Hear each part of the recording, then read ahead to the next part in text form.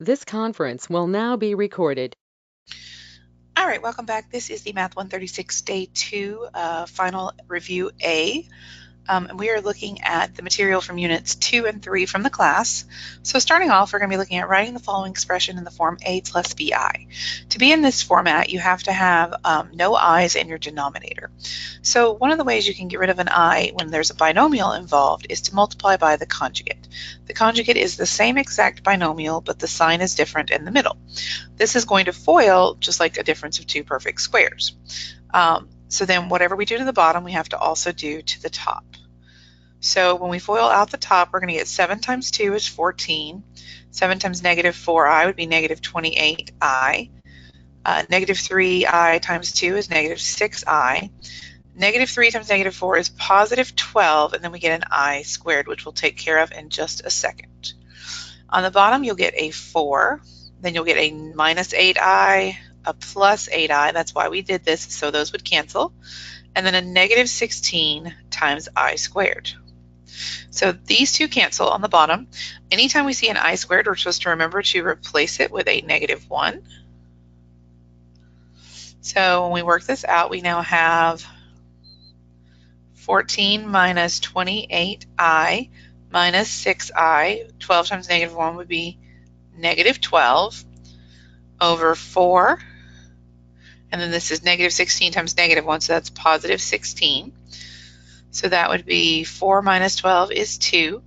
Negative 28 minus 6 is negative 34i.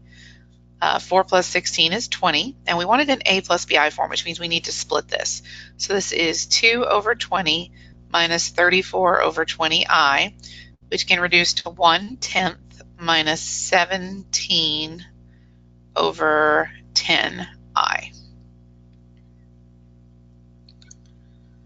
So there's our first one.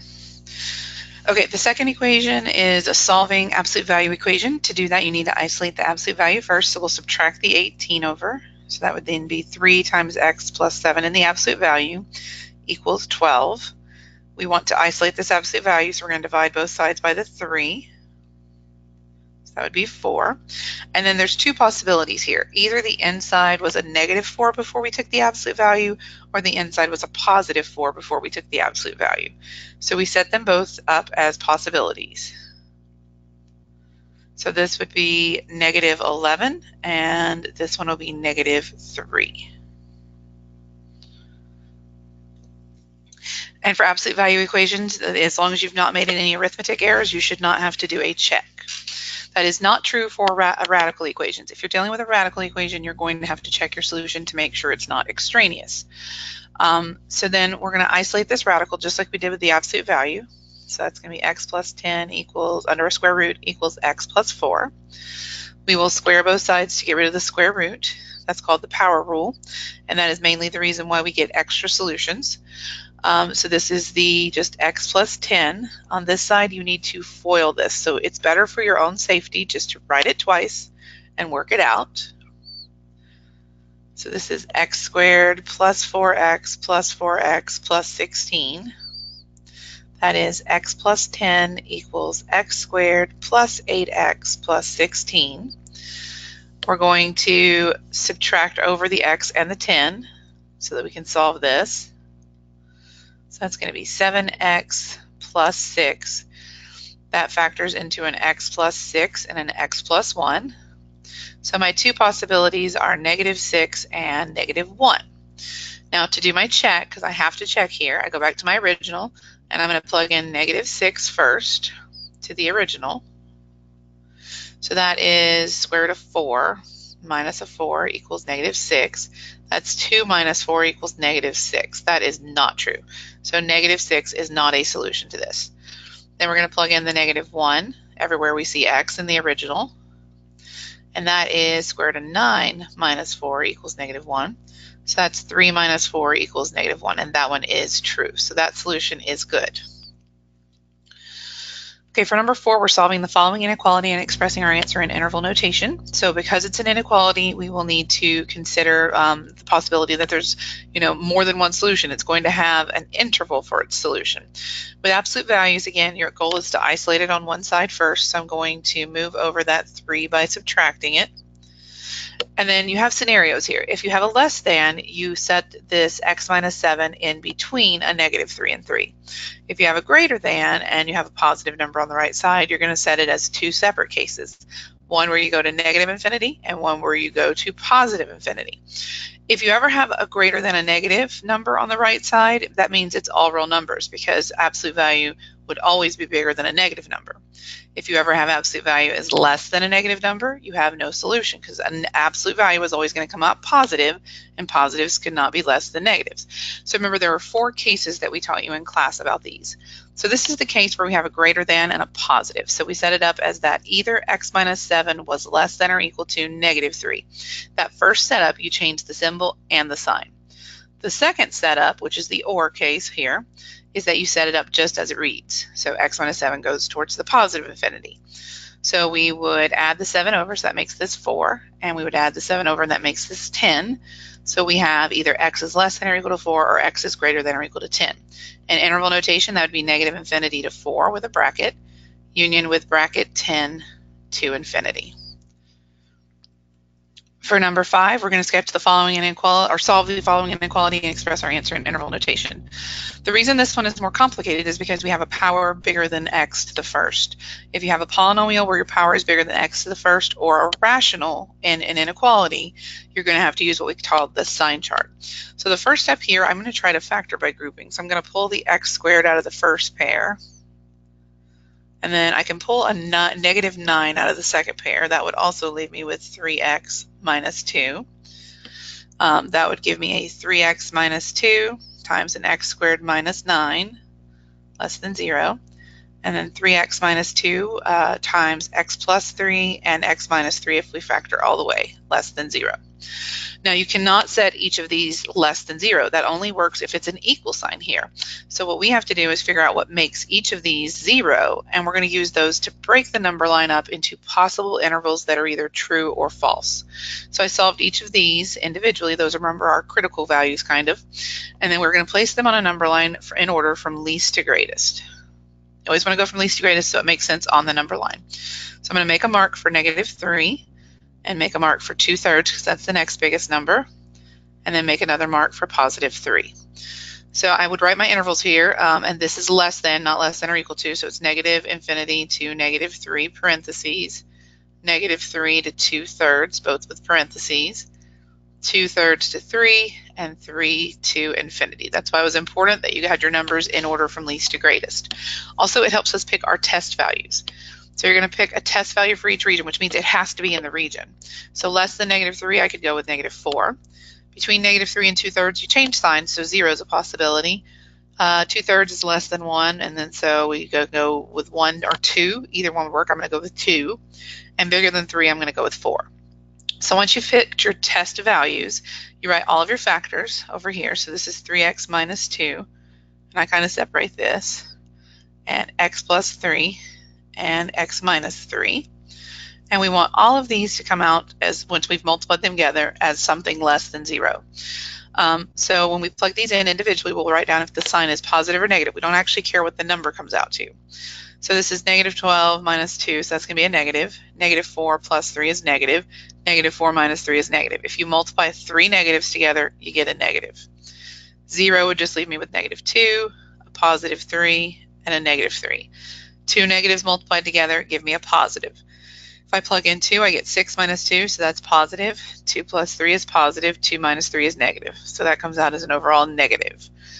We get 12 minus 2, so that's positive. 4 plus 3 is positive, and 4 minus 3 is positive. So that comes out as an overall positive. We were looking for less than 0, which means we're looking for the row answers that are negative, so you can circle those.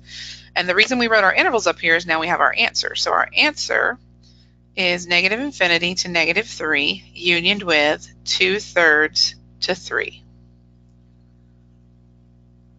Okay. Number 6 says, given the points A is negative 3, 4, and B is 5, 6, find each of the following. We want the exact distance between A and B, and then we want the equation of the line through AB, so we'll have to have a slope for that. So the distance formula, remember you have to know this one, is D equals the square root of x2 minus x1 squared plus y2 minus y1 squared So you can kind of label these as x1, y1, x2, y2.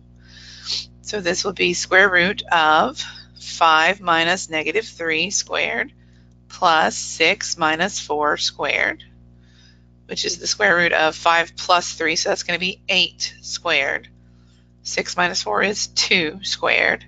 And you have to go ahead and work this all the way out, so that's 64 plus 4, which is square root of 68. Now that is reducible. There's a 4 that goes into it. It's actually 4 times 17, so that is 2 on the square root of 17.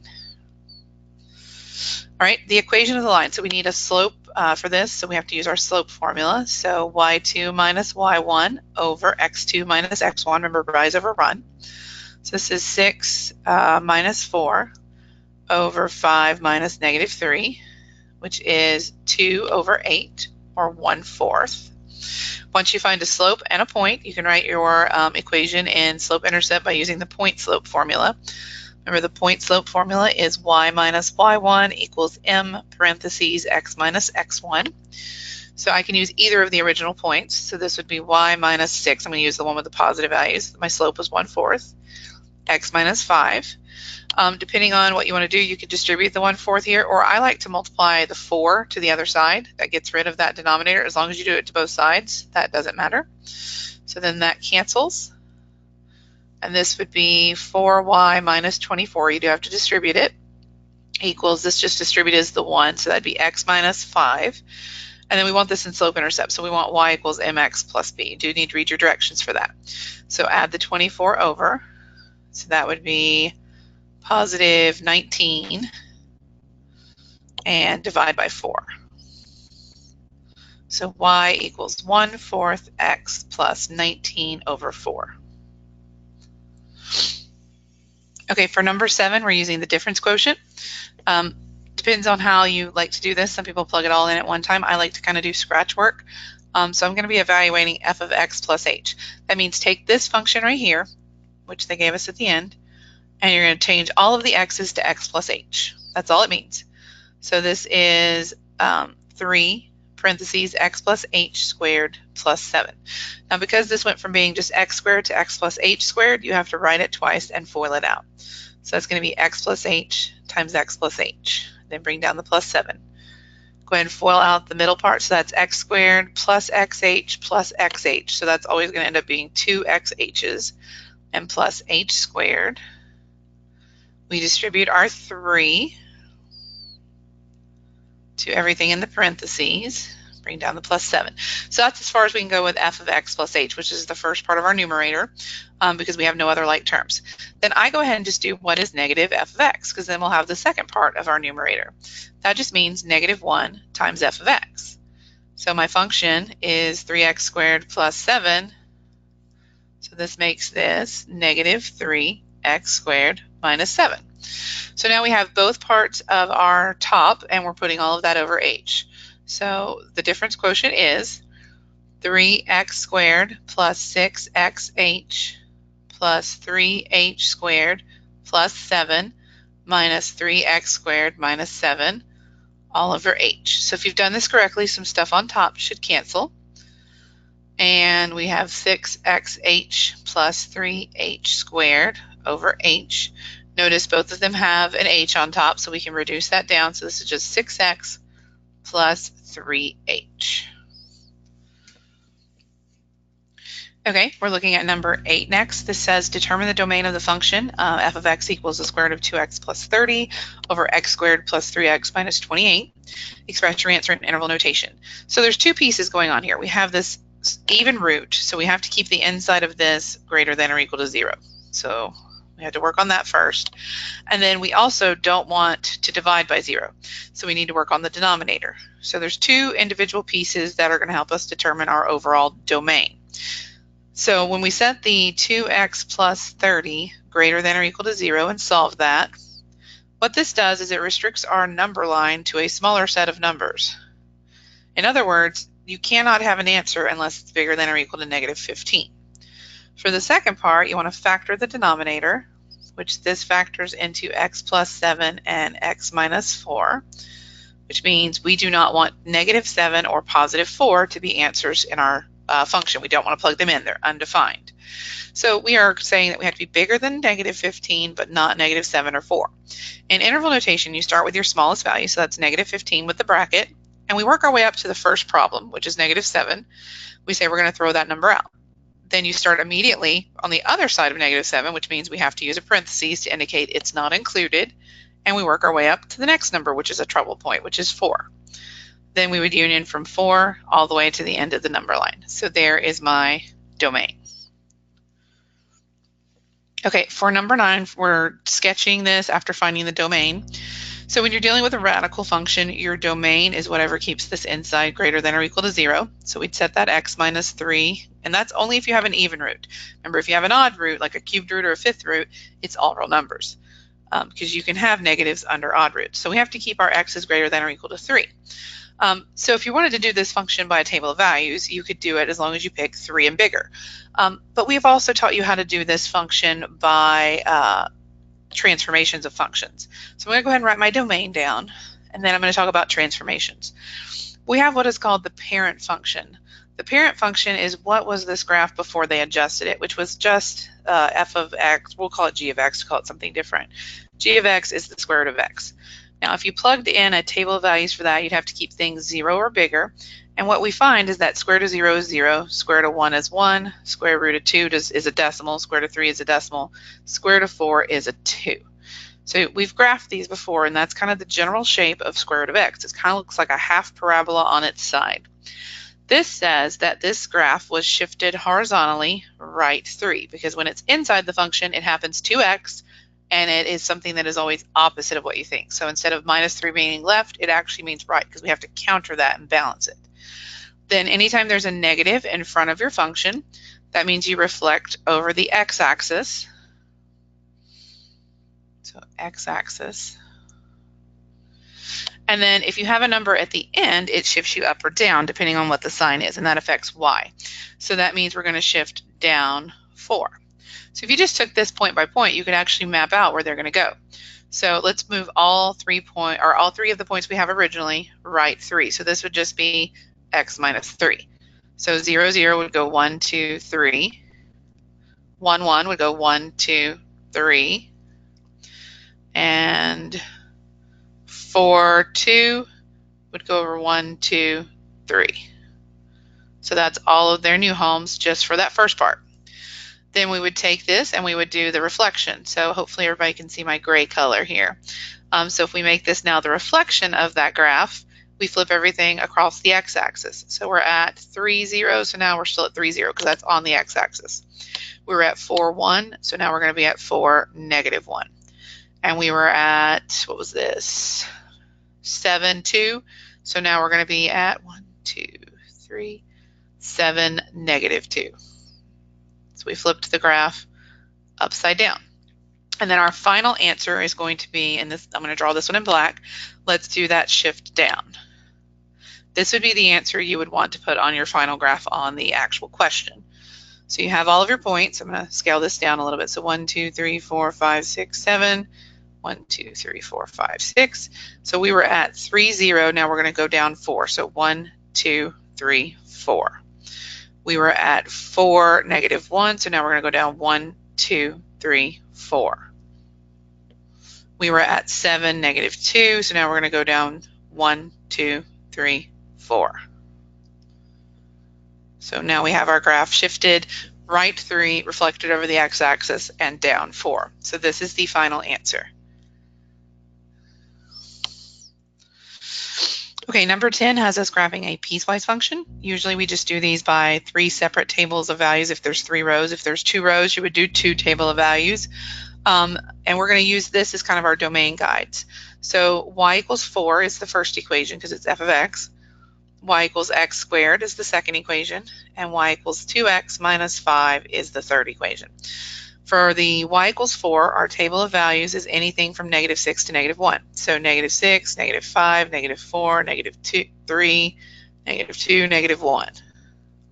I'm including the endpoints even if they're not both closed, because the endpoints can either be opened or closed. Everything in the middle is going to just connect continuously. But this -1 does not have an equal to, so it's going to be open. And the -6 is going to be closed because it does have an equal to. But this function is really boring because the answer is always 4. There's no actual place to plug in the x. So it's a horizontal line. Then we'll do y equals x squared, and we're supposed to graph that one from -1 to 2. So -1, 0, 1, 2. The -1 is equal to, so that's going to be a closed circle again. The 2 is not, so it's going to be open. And then we have to square everything. So -1 squared is 1, 0 squared is 0, 1 squared is 1, 2 squared is 4. And then finally, this just says from 2 to infinity, essentially. And the 2 is the only endpoint, so it's going to be closed because it's equal to. I'm just going to do a few points. We don't need a ton. So we're going to multiply them times 2 and then subtract 5. So that's 4 minus 5, so that's -1. 6 minus 5 would be 1, and 8 minus 5 would be 3. So when we go to graph this, you're going to graph them all in the same picture together.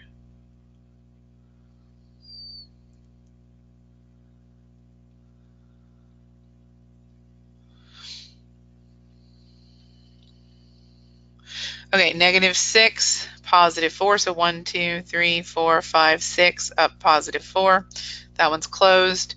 The other endpoint here is -1, 4, and it is open, and we are pretty much staying that height all the way between, so it's horizontal. -1, 1 is closed, 0, 0 is just a point, 1, 1 is just a point, and 2, 4 is open. So notice that part is half of a parabola, kind of, a little bit less than half on that part. And then we have 2, -1, which is closed. And then it goes to 3, 1, and 4, 3. So notice this one is part of a line, and we continue it in the same pattern forever since they did not have a second endpoint in the domain. Okay, so that's number 10. For number 11, we're expressing the following function in vertex form. So that means we're pulling out pretty much an A, having something to factor that's perfect tri-square trinomial, and you have that plus k. Remember, this is the way you can easily tell your vertex is h and k. And then we're going to graph it. So to do these, you have to complete the square. To complete the square, you have to have a 1 in front. So I pull out a 3, and that leaves me with x squared minus 2x blank. We leave the -4 alone because it did not make this factor nicely. We take half of the middle term, so that'd be -1, square it, so that'd be +1. The problem is, if you want to counter this, because we want to make sure we can't just add something to one side and not do it somewhere else, you really added a 3 times a 1 here. So to counter that and make it really like we added nothing, we subtract 3 at the end of that side. So the reason we do this is kind of a sleight of hand so that we can factor the middle part. So that would be x minus 1 squared and then -7. So if we wanted to factor or graph this, this has a center of 1, -7. That's its vertex. So we could already plot that. So 1 and then down 1, 2, 3, 4, 5, 6, 7. You could go back to the original. You could find the y-intercept. It would be 0, -4 by plugging in 0 for all the x's. And since this is our vertex right here in the middle, I'm going to put a V there so you can see that there's symmetry on the other side. So if this is over 1 up 4, there should be another point over 1 up 4. Now you can get more points if you need to. You can do your x-intercepts, but this is sufficient usually to get the 3 points as long as you have your vertex and a point on each side. Now for number 12, we're doing f minus g and f divided by g and f of g with the following 2 functions. So let's do f minus g first, and then we're going to talk about the domain of each of these. So this just means take the first function and subtract the second function. We need a common denominator to do that, so I'm going to multiply the first function by the x minus 5 on top and bottom. And for the second function, I'm going to multiply it by the x plus 2 on top and bottom. Sorry, my pen is a little bit iffy tonight. So if we FOIL that out on top or distribute it, it's going to be x squared minus 5x. Distribute that, that's -4x squared. Remember, you have to distribute the negative both times, and then -4x times 2 is -8x, all over x plus 2, x minus 5. On top, x squared minus 4x squared is -3. Let me delete that, hang on. So negative 3 x squared, and then minus 13x over x plus 2, x minus 5. Now for this one, when you're adding or subtracting, the domain is just what would make, what do you need to restrict from both of the functions? So we need to restrict a negative 2 and a 5. So there's my domain. Okay, so for f divided by g of x, it's better to write this first in the stacked format, so that helps you with your domain. So it's x over x plus 2 over 4x over x minus 5. So then when we're looking at this, you can actually tell your domain right away. You want to exclude anything that makes you divide by 0. Now we know that the two denominators make us divide by 0. So we want to throw those out. So negative 2 and 5 are out again. But this is actually a problem as well because it is in the denominator of the big fraction. So we can't use 0 there. So that means we have 3 things we need to throw out. Negative 2, 0, and 5. And that does not want to write.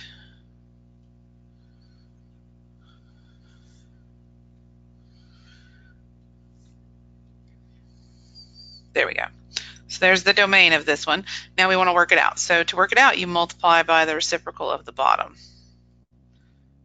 X minus 5 over 4x. The x's on top and bottom can cancel right there. So we just get x minus 5 over 4 times x plus 2. So x minus 5 over 4x plus 2. And then the final one on this one is f of g of x. So we're going to be looking at composition. So we're taking the f function and we're going to plug g into it. That's what f of g means. So that is blank for the first part of the x there over blank plus 2. And then what we're plugging inside is the g function, which is 4x over x minus 5 and 4x over x minus 5. Now, usually what we do with these is we multiply everything on top and bottom by x minus 5 to clear out those little denominators. But you will have to distribute that to everything on the bottom. So on top, you're just going to get a 4x. On the bottom, for the first term on the bottom, you're just going to get a 4x. But then you have to distribute 2 to x minus 5 as well. So that's plus 2x minus 10. So I get a 6x minus 10 on the bottom. So that would be, reduce that down, that's going to be 2x over 3x minus 5. So there's the f of g. Okay, for the domain of a function like this, you have to look at the inside function first and exclude anything that made us divide by 0 in this inside black function. So we need to exclude positive 5. Then we also have to exclude anything that makes the new final answer divide by 0. So if we add 5 and divide by 3, that's going to be 5/3. So you would need to exclude both of those. All right, and I'm going to have to do the second part of this in a second video because my pen is malfunctioning. So I will be back shortly with a second piece.